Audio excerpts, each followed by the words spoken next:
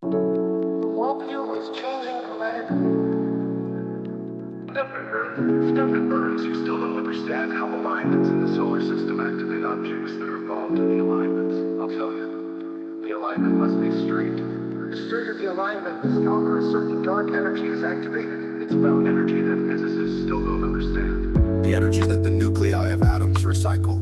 In the nuclei of atoms there are congestion areas of energy that is scattered into space, which recycle the dark energy that is scattered into space, which creates particles that are being registered, such as electrons and photons, which are still composed of energy that is scattered into space. This energy that is scattered into space, dark energy, is activated during alignments. The stronger, the longer these dark energy particles meet each other on the opposite sphere, the longer the time, the straighter the alignment. January 4th, Saturn was directly behind the center of the moon. This resulted in a very strong activation of dark energy.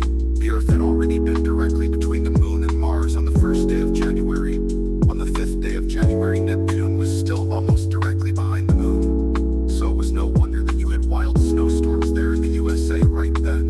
And it was no wonder that you had wild tornado outbreaks on March 14th and 15th. On March 12th, Saturn was quite directly behind the Sun. On March 14th, a total lunar eclipse, meaning the Earth was very directly between the moon and the Sun. Just a few hours earlier, the Earth had been between the moon and Saturn. On the evening of March 14th, the Earth was still between the moon and Neptune. So the Sun was able to activate the dark energy that was being pushed towards the Earth all the time. And the moon participated in the activations 3 different times on March 14th. This was a completely exceptional situation. I had predicted in advance more than 2 months earlier that there would be a very high chance of tornado outbreaks on March 14th, 2025. And you in the USA had wild storms and a lot of really strong tornadoes at that time. I also predicted volcanic activations and earthquakes. I predicted that earthquakes would occur with a delay, because the Earth's internal pressure increases steadily during the alignments and is released unevenly. On March 19th, Neptune was still quite directly behind the Sun, so we don't have to wonder why there have been so many of these earthquakes now.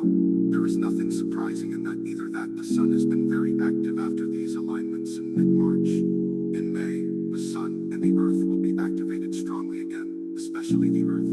Between May 16th and 19th, Uranus will strongly activate the Earth and the Sun from the solar background area between the Moon and Mars as soon as the 19th. Google Save and then read more.